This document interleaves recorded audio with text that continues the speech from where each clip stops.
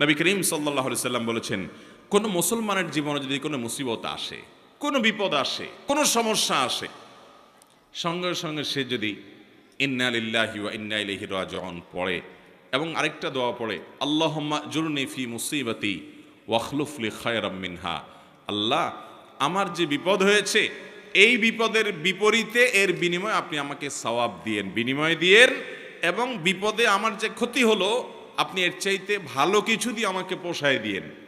এই দোয়া যদি কেউ পড়ে তো আল্লাহ রাব্বুল আলামিন তার ওই বিপদে যা ক্ষতি হবে তার থেকে বেশি দিয়ে তাকে অবশ্যই পুষিয়ে দিবেন। উম্মে সালামা রাদিয়াল্লাহু তাআলা আনহা, নবী করিম সাল্লাল্লাহু আলাইহি সাল্লামের স্ত্রী, তিনি বলেন যে আমি নবী করিম সাল্লাল্লাহু আলাইহি সাল্লামকে কিভাবে পেয়েছি তোমরা জানো? অদ্ভুত ঘটনা, শিক্ষা নেওয়ার মতো একটা ঘটনা। তিনি বলেছেন যে আমার স্বামী আবু সালামা যখন মারা গেলেন আমি খুব বেশি ব্যথিত হলাম, মর্মাহত হলাম যে একজন ভালো সঙ্গী হারালাম, স্বামীকে হারালাম। তো আল্লাহর কাছে আমি কেঁদে কেটে নবী সাল্লাল্লাহু আলাইহি সাল্লামের শেখানো এই দোয়াটা পড়েছি, আল্লাহুম্মা জুরনি ফি মুসিবাতি, আল্লাহ আমার মুসিবত এবং বিপদে আপনি আমাকে বিনিময় দিয়েন, বিপদ যে হলো এর বিনিময় আপনি আমাকে দিয়েন, ওয়াখলুফ লি খায়রাম মিনহা, এবং এই বিপদে আমার যা ক্ষতি হলো, আমি যে হারালাম স্বামীকে, তার চাইতে বেটার কিছু আমাকে দিয়েন। আমি দোয়া আল্লাহর কাছে করে গেছি সব সময়। আল্লাহ তাআলা আবু সালামা আমার স্বামীর মৃত্যুর পর অকল্পনীয়ভাবে, অভাবনীয়ভাবে আমাকে মুহাম্মদুর রাসূলুল্লাহ সাল্লাল্লাহু আলাইহি ওয়াসাল্লাম স্ত্রী বানিয়ে দিয়েছে।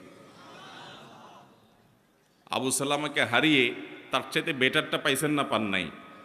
মুহতারাম হাজরিন, অতএব যেই কোনো বিপদে ইমানদারের ইমান যত মজবুত হবে সে তত বেশি হাসতে পারবে যে আলহামদুলিল্লাহ আমার রব আমাকে যে অবস্থা রেখে খুশি, আমি অবস্থার উপরে খুশি, এবং বিপদ যতই আসবে আমি সেটাকে ওয়েলকাম করব, বেসবর হব না, ধৈর্যহীন হব না।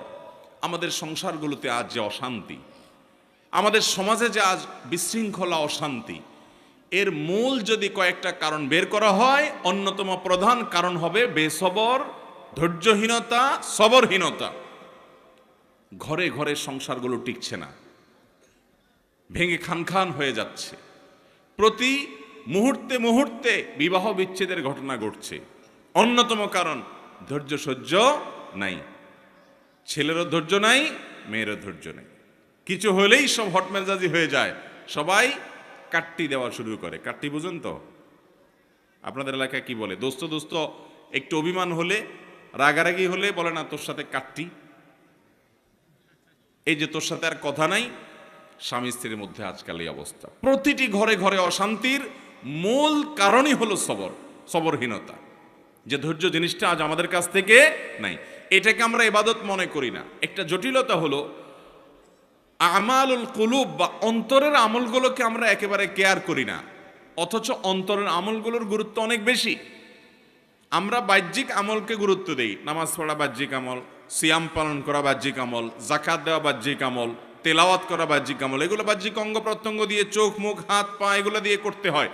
কিছু আমল আছে যে আমলগুলো অন্তরের ভেতরে লালন করতে হয়, এগুলো দেখা যায় না, এর ভিতরে সবর অন্যতম। এই আমলটা যদি কেউ করতে পারে, ভেতরে যদি ধৈর্যটা আনতে পারে, এটা নিজের সঙ্গে নিজে সংগ্রাম করে করতে হয়, এর জন্য লড়াই করতে হয়, এর জন্য সমালোচনা করতে হয়, নিজের হিসাব মিলাতে হয় যে আমি মানুষটা কতটা ধৈর্যশীল, কতটা ধৈর্যহীন, আমি কতটা হটমেজাজি হই, বউয়ের সাথে কয়বার আমি বদমেজাজি দেখাই, বউ হিসাবে তিনি চিন্তা করবেন স্বামীর সাথে কয়বার তিনি বদমেজাজি করেন, প্রতিদিনের হিসাব মিলাবেন, এরপর তিনি নিজের যোগ বিয়োগ করে নিজেকে সংশোধনের চেষ্টা করবেন। আমরা চেষ্টা করবো তো ইনশাআল্লাহ। আল্লাহ রাব্বুল আলামিন আপনাকে, আমাকে, আমাদের সবাইকে সবরকারী মানুষদের কাতারে শামিল হওয়ার তৌফিক দান করুন। মুহতারাম হাজিরিন, নবী করিম সাল্লাল্লাহু আলাইহি ওয়াসাল্লাম তিনি তার সাহাবায়ে কেরামকে সবরের প্রশিক্ষণ দিয়েছেন।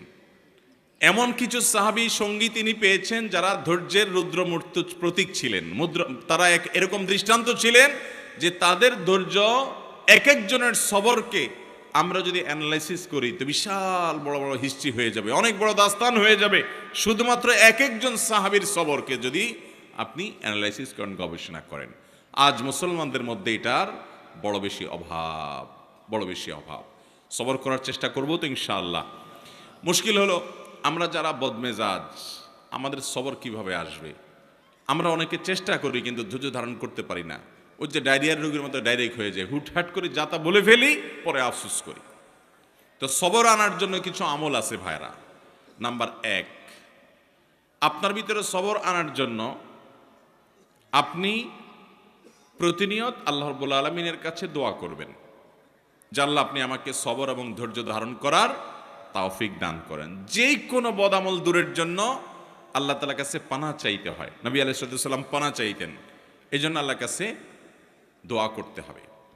নাম্বার 2, ধৈর্যশীল মানুষদের সাথে থাকতে হবে।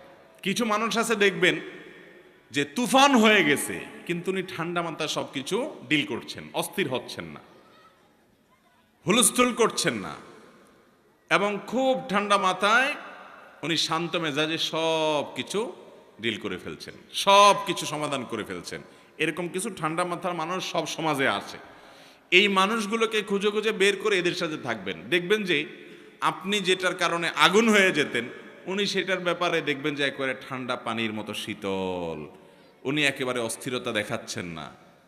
এরকম মানুষগুলোর সোহবত এবং সান্নিধ্য আপনাকে সবরকারী হতে সহায়তা করবে। এটা সব দিকেই পাবেন। কিছু না কিছু মানুষ পাবেন যে তারা খুব বেশি সবর করতে পারে, তাদের মধ্যে আত্মনিয়ন্ত্রণ ক্ষমতা অনেক বেশি।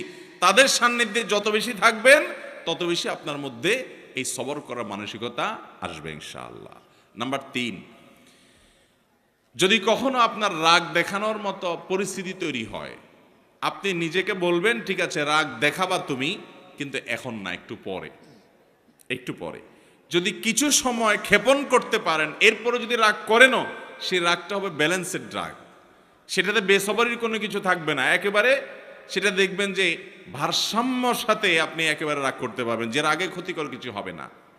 আর যদি যখন হট মেজাজ হলো না এখনই আমি এটা দেখে ছাড়বো, তাহলে শেষ, আপনি আর সামনে আগাইতে পারবেন না। যত বদমেজাজি মানুষ আছে এরা দেখবেন যে তৎক্ষণাৎ কিছু একটা করে ফেলতে চায়। যদি তারা সবর করে নিজেকে আটকে রাখতে পারে যে ঠিক আছে করব, আর একটু পরে, একদিন পরে করেন, দেখবেন রাগ অটোমেটিক অর্ধেকে নেমে গেছে। কথা কি বুঝাতে পারছি? নাম্বার 4,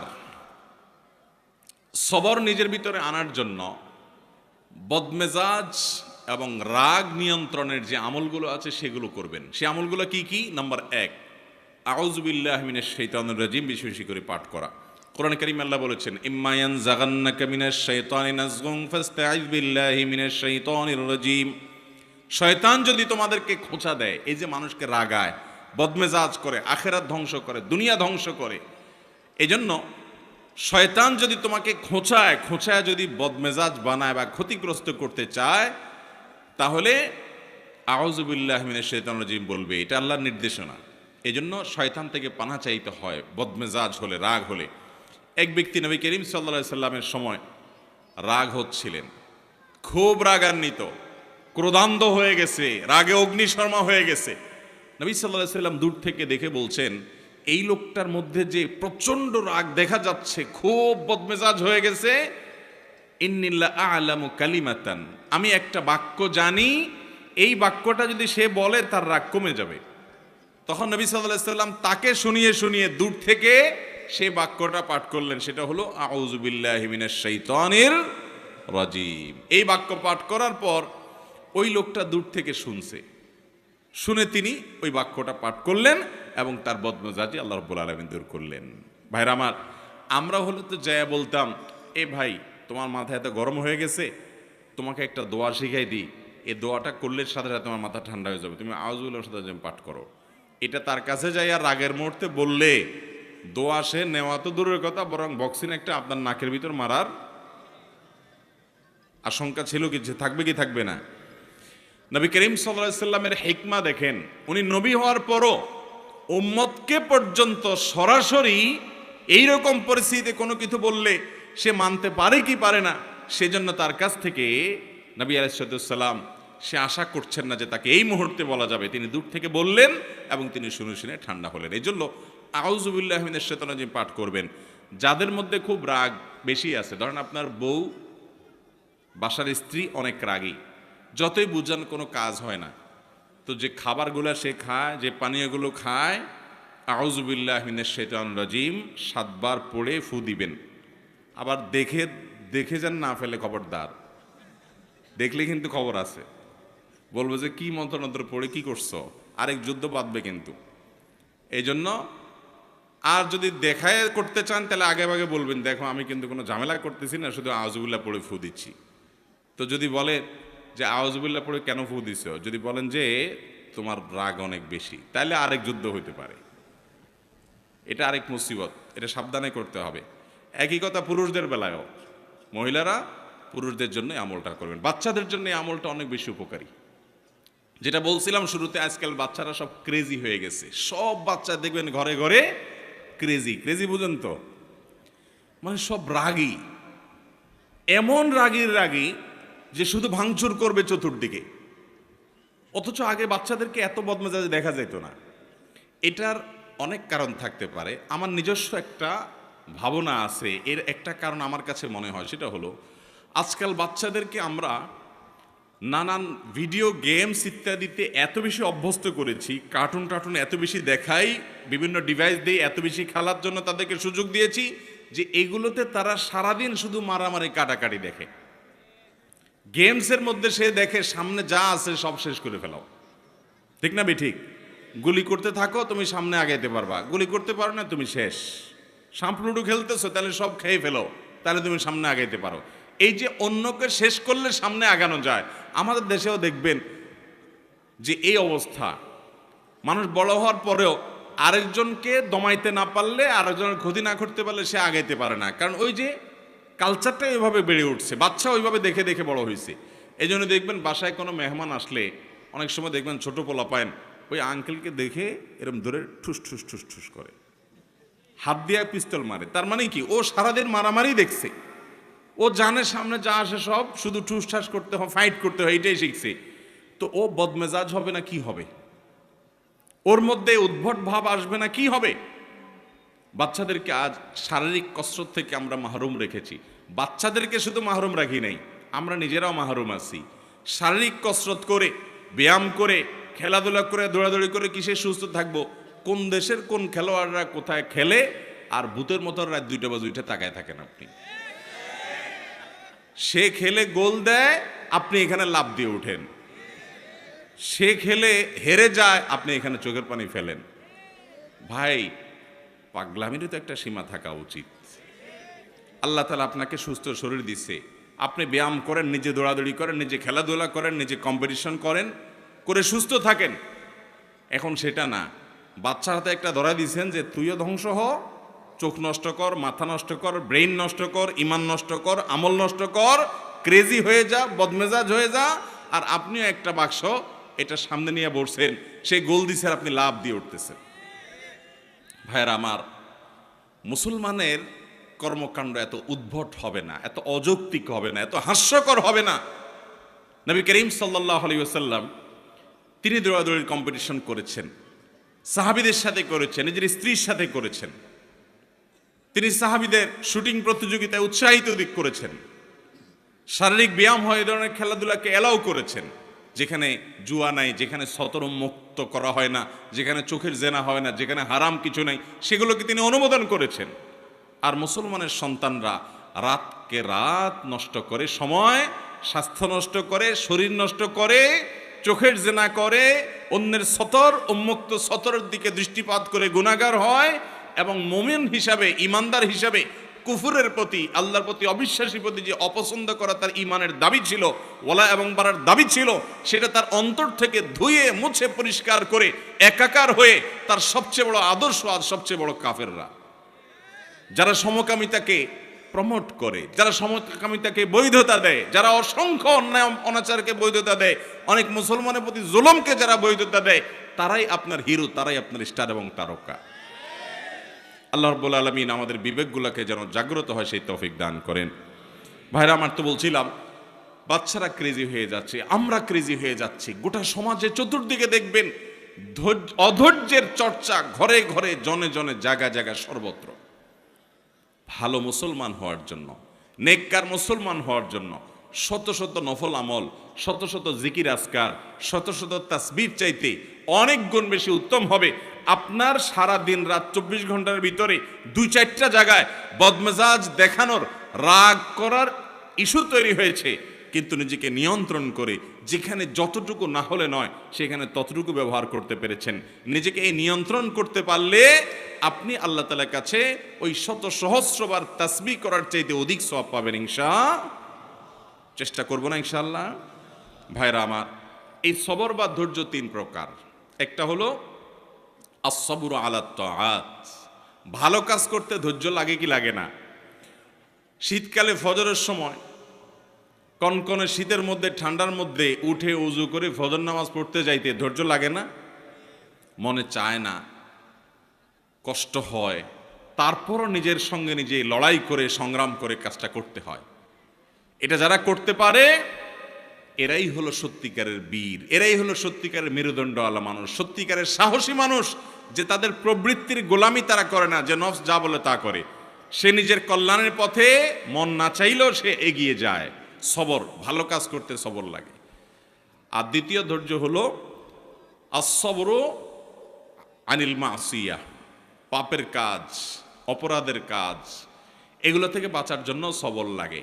আপনার চোখের এরিয়াতে অনলাইনে, অফলাইনে, ফেসবুকে, বাহিরে বিভিন্নভাবে সুন্দরী নারী চলে আসছে, অশ্লীল কোনো দৃশ্য চলে আসছে। আপনার ভেতর থেকে প্রবৃত্তি বলছে দেখে নে, তাড়াতাড়ি দেখে নে, মিস হয়ে যাবে, চলে যাবে, তাড়াতাড়ি দেখ। মন থেকে আপনাকে উস্কে দেয়। আপনি তখন যদি নিজেকে আটকে রাখতে পারেন, নিয়ন্ত্রণ করতে পারেন, সবার মানেই হলো হাবসুন নফস, নিজেকে নিয়ন্ত্রণ করা, যে না আমি দেখবো না, আমার আল্লাহ নিষেধ করেছেন হারাম। এটা যদি করতে পারেন তাহলে সেক্ষেত্রে এটা হলো গুনাহ থেকে সবর করা। এটা করতে পারলে একটা জয়ীফ হাদিস দ্বারা প্রমাণিত, একটা জয়ীফ হাদিসে বর্ণিত হয়েছে, করার সুযোগ তৈরি হয়। আর সে যদি নিজেকে নিয়ন্ত্রণ করতে পারে তাহলে আল্লাহ রাব্বুল আলামিন তাকে ঈমানের স্বাদ তৎক্ষণাৎ অনুভব করার তৌফিক দান করেন। আপনি খেয়াল করেন, কোনো সুন্দরী নারী বা অশ্লীল কোনো দৃশ্য যেটা দেখা আপনার জন্য হারাম, যেটা আপনার মনকে অস্থির করে দিবে, যেটা আপনার মনের জেনার দিকে নিয়ে যাবে, যেটা আপনাকে অন্যান্য জেনার দিকে নিয়ে যাবে, সেটা দেখা আল্লাহ তাআলা হারাম করেছেন। ওই জিনিসটা যদি আপনি দেখেন, দেখলে সাথে সাথে একটু নগদ স্বাদ পাবেন, মজা পাবেন, ঠিক আছে, কিন্তু পরক্ষণে অস্থির হয়ে যাবেন। এটা হলো অনেকটা চুলকানির মতো, চুলকাইতে অনেক মজা পাবেন কিন্তু চুলকানির পরে জ্বলবে, ঠিক না ভাই? ঠিক। দেখার পর যখন চোখের আড়াল হয়ে যাবে এরপর আপনি অস্থির হয়ে যাবেন, হায় হায় কই গেল, কারণ তো দাঁড়ায় থাকবে না আপনার জন্য। আর যদি আপনি না দেখেন, কষ্ট করে নিজেকে নিয়ন্ত্রণ করেন, সবর করতে পারেন যে আমি দেখব না, তাহলে এর ফলশ্রুতিতে কিছুক্ষণ পরেই, প্রথমে একটু কষ্ট হবে, কিছুক্ষণ পরে আপনার ভিতরে এক ধরনের স্বাদ, এক ধরনের তৃপ্তি অনুভব হবে যে আমি আল্লাহ তাআলার আদেশ রক্ষা করতে পেরেছি, আমি নিজেকে নিয়ন্ত্রণ করতে পেরেছি, আমার মেরুদণ্ড আছে, আমি ডায়রিয়ার রোগী না, ডাইরেক্ট হয়ে যাই নাই, নিজেকে কন্ট্রোল করতে পারছি। যাদের কন্ট্রোলিং পাওয়ার নেই, যেখানে সেখানে কাইত হয়ে যায়, যেখানে সেখানে যা তা মনে চায় সেটা করে ফেলে, তারা হলো বেসবর। একজন ইমানদার তিনি যখন গুনাহ থেকে বাঁচার জন্য এরকম চেষ্টা করেন, কসরত করেন এবং জিতে যান, তো এই ব্যক্তি হলেন প্রকৃত সবরকারী। আল্লাহ তাআলা আমাদেরকে প্রকৃত সবরকারী হওয়ার তৌফিক দান করুন। তাহলে সবর 3 প্রকার। একটা হলো ভালো কাজ করতে গেলে মনে চায় না, কষ্ট হয়, তারপরও ভালো কাজ করা, এটা এক প্রকারের সবর। মন্দ কাজ বা খারাপ কাজ করতে মনে চায়, যথেষ্ট কারণ আছে, তারপরও মন্দ কাজ করে না, ধৈর্য ধারণ করে, এটা হলো দ্বিতীয় প্রকার। আর তৃতীয় প্রকার সবর হলো আস-সাবরু ইনদাল মুসিবাহ বা ইনদাল মাসায়েব, বিপদ আপদের সময় অধৈর্য না হয়ে আল্লাহ রাব্বুল আলামিন যে বিপদ আমাকে দিয়েছেন এর মধ্যে কল্যাণ আছে, এই বিশ্বাস এবং ইয়াকিন রেখে কোনো কল্যাণ না হোক সওয়াব তো অবশ্যই পাবো। নবী করিম সাল্লাল্লাহু আলাইহি সাল্লাম বলেছেন, আজাবান লি আমরিল মুমিন ইন আমরাহু কুল্লাহু খায়র। ইমানদারের বিষয়টা দেখে আমার কাছে বড় অদ্ভুত লাগে, আমি আশ্চর্য হই, বড় পিকুলিয়ার ইমানদারের পুরো জীবনটা, তার জন্য শুধু কল্যাণই কল্যাণ, হাতির মতো মরলেও লাখ, বাঁচলেও লাখ, ইমানদারের জীবনে ক্ষতি বলতে কিছুই নেই। কারণ ইন আসাবাহু খায়রুন, ইমানদারের জীবনে যদি ভালো কিছু অর্জন হয় তখন সে শাকারা, আল্লাহ শুকর আদায় করে। তাহলে ভালো জিনিস পাইলো, কোনো গুড নিউজ সে পেল, আবার আল্লাহর শুকর আদায় করে সওয়াবও সে অর্জন করলো। ওয়াইন আসাবাহু শাররুন, আর ইমানদারের জীবনে যদি কোনো বিপদ হয়, ক্ষতি হয়, সবারা, সে ক্ষতিতে সবর করে, হাসি মুখে মেনে নেয় আল্লাহর ফয়সালাকে। ফাকানা খায়রাল্লাহ, তখন তার বিপদে যে ক্ষতি হলো সবর করার মাধ্যমে এর চাইতে বেশি তার আমল নামা আল্লাহ তাআলা সওয়াব দিয়ে তাকে পুষিয়ে দেন, এবং এই ক্ষতি যেটা হয়েছে আল্লাহ তাআলা পরবর্তীতে এটাকে আরো অনেক বেশি কিছু দিয়ে তাকে পুষিয়ে দেন। তাহলে ইমানদারের জীবনে হারাবার মতো কোনো কিছুই নাই। তার জীবনে ছোট বড় যে কোনো সমস্যা নিজেকে নিয়ন্ত্রণ করার চেষ্টা করে। আমরা সবর করার চেষ্টা করব তো ইনশাআল্লাহ। আজ থেকে আসুন তাহলে আমরা একটু সংকল্প করি, শপথ করি যে আগামীকাল থেকে সকাল থেকে রাত পর্যন্ত আমরা শোয়ার আগে একটু হিসেব মেলাবো। মুশকিল শোয়ার আগে তো আমাদের টাইম নেই, কারণ মোবাইলে মোনাজাত ধরতে ধরতে আমাদের ঘুমাইতে হয়, ঠিক না ভাই? ঠিক। দুই হাতে মোনাজাত ধরে এত লম্বা মোনাজাত যে ঘুমের চোটে মুখের উপরে মোবাইল পড়ার আগ পর্যন্ত ঘুমায় না। এহতেসাব, নিজের হিসাব নিজে মিলানো। আমি তো জান্নাতের পথযাত্রী ভাই, কোন জায়গায় দাঁড়িয়ে আছি? আমি যে জায়গায় দাঁড়িয়ে আছি এই পথের মাথায় কি জাহান্নাম আছে না জান্নাত আছে? হিসাব মিলানোর সময় নেই। অবসর সময়গুলো আজ এই মোবাইল ফোন নিয়ে গেছে, ফেসবুক নিয়ে গেছে, ইউটিউব নিয়ে গেছে। এক্ষেত্রে আমরা ডাইরেক্ট হয়ে গেছি ওই যে ডায়রিয়ার রোগীর মতো, স্ক্রল করতেছে আঙ্গুল দিয়ে, কত দূর যাচ্ছে, মাইলকে মাইল স্ক্রল করে যাচ্ছে।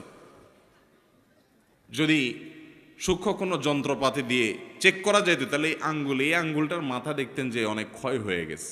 এত পরিমাণ ঘুরছে মোবাইলের উপরে যে মাথা কি হয়ে গেছে, ক্ষয় হয়ে গেছে। কি দেখছে ভাই? এই যে আপনি টানতেছেন, মনে হচ্ছে কিছু হারাইছে, যাচ্ছে তো যাচ্ছে, যাচ্ছে তো যাচ্ছে। ভাইরা আমার, এরকম লাগামহীন হয়ে যাওয়া, নিয়ন্ত্রণ হয়ে যাওয়া, এটাও সবরের খেলাফ। নিজেকে নিয়ন্ত্রণ করতে হয়।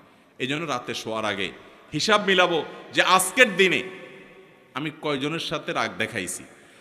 আপনাকে শয়তান কিন্তু বুঝাবে না তুমি তো অন্যায় রাগ করো নাই, তুমি ন্যায়সঙ্গতভাবে রাগ করছো, ঠিক আছে। রাগ করাটা দোষের না। আল্লাহ এই জন্য বলেছেন ওয়াল কাযিমিনাল গায়যা ওয়াল আফিনা আনিন নাস আল্লাহু ইউহিব্বুল মুহসিনিন। যারা নিজেদের রাগকে সংবরণ করতে পারে এবং যারা মানুষকে ক্ষমা করতে জানে, এবং আল্লাহ রাব্বুল আলামিন ভালোবাসেন যারা মানুষের প্রতি অনুগ্রহ করে।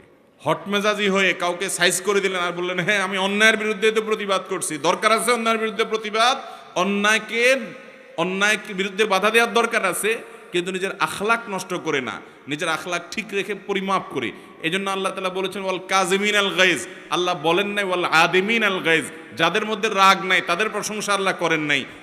যাদের মধ্যে রাগ আছে কিন্তু এটা নিয়ন্ত্রণ করে, যেখানে যতটুকু ডোজ দেওয়া দরকার ততটুকু দেয়, এই মানুষগুলো আল্লাহ তাআলার কাছে প্রিয় পাত্র হয়। কোন এক সালাফ, আল্লাহর কোন এক নেককার বান্দা, তার একজন অধীনস্থ কাজের লোক একই ভুল বারবার করে, তো উনি ধমক দিয়েছেন, দিয়ে বলেছেন তোমাকে কতবার বলবো আর বলো, আর তোমার মাফ নাই। তখন সে লোকটা বলল আল্লাহর কাছে কিয়ামতের দিন আপনি একই অপরাধ বারবার করার কারণে কতবার ক্ষমার আশা করেন, আমাকে ততবার করলেই হবে। ভাইরা আমার, আজ শয়তান আমাদেরকে নানা ভুল বুঝিয়ে বেসবর করছে। সবর করার চেষ্টা করব তো ইনশাআল্লাহ। তো যেটা বলছিলাম যে দিন শেষে হিসাব করবেন যে আজকের দিনে মোট কয়টা বেসবরি হয়েছে, নোট নিবেন, কোথাও লিখে রাখবেন। পরের দিন চ্যালেঞ্জ নেবেন যে না আজকে যেন আমার এই সংখ্যাটা কোনোভাবে স্পর্শ না হয়েছে, কম যেন হয়। এইভাবে যদি আপনি চেষ্টা করতে থাকেন একসময় দেখবেন অনেক কঠিন কঠিন সময় আল্লাহ তাআলা আপনাকে মাথা ঠান্ডা রেখে কাজ করার তৌফিক দিয়েছেন। দুনিয়াতেও উন্নতি করতে পারবেন, আখিরাতেও পারবেন। আর বেসবর হবেন, জায়গায় জায়গায় বেইজ্জত হবেন, দুনিয়ার বেইজ্জতিও নিশ্চিত, আখিরাতের বেইজ্জতিও নিশ্চিত। অতএব আখলাক যেটা কিয়ামতের ময়দানে সবচেয়ে ওজনী আমল হবে, আখলাক যেটার কারণে জান্নাতের সর্বোচ্চ শিখরে যেতে পারবেন, আখলাক সুন্দর করার কারণে আল্লাহর প্রিয় পাত্র হতে পারবেন, এই আখলাকটার ব্যাপারে আমরা খেয়াল করি না, অন্যান্য আমলের দিকে আমরা খেয়াল করি। এই জন্য সবরের বিষয়ে কিছু কথা বললাম। আল্লাহ তাআলা আমাকে, আমার মধ্যে যে খুব একটা সবর আছে তা নয়, এ কথাগুলো বলার উদ্দেশ্য আল্লাহ যেন আমাকেও সবরকারী বানান, আপনাদেরকেও বানান, আমরা সবাই যেন সবরকারী হতে পারি। আর সে আজিমের মালিক আমাদেরকে সবাইকে যেন ধৈর্যশীলদের কাতারে শামিল করেন, সেই দোয়া করছি। আল্লাহ তাআলা আমাদের সবাইকে তৌফিক দান করুন। জাযাকুমুল্লাহু খায়রা ওয়া আখিরু দাওয়ানা আলহামদুলিল্লাহি রাব্বিল আলামিন।